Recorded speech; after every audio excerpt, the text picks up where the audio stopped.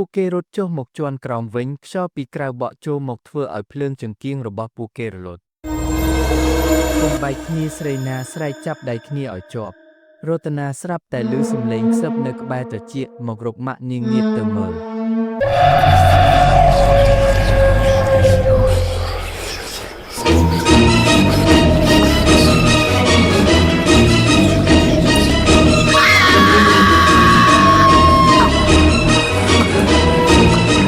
ក្មេងស្រីនោះស្លៀកពាក់ខោអាវពោះសក់វែងរបស់នាងជ្រុះរីពេញមុខពេលក្មេងស្រីនោះងើបមកឡើងសុភីឃើញថានាង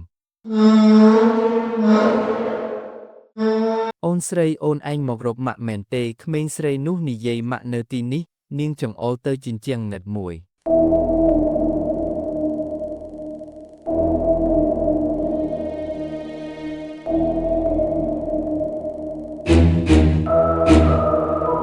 រតនាញ័រខ្លួននាងព្យាយាមស្រែកប៉ុន្តែស្រែកសំឡេងមិនចេញ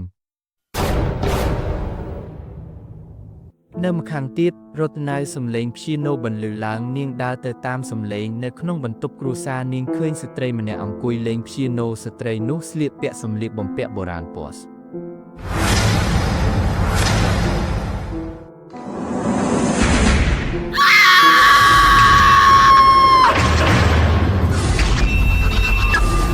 ស្ត្រីនោះឈប់លេងនាងងាកមកក្រោយយឺតមុខរបស់នាងស្រស់ស្អាតប៉ុន្តែទឹកភ្នែកឈាមហូរចេញពីភ្នែករបស់នាង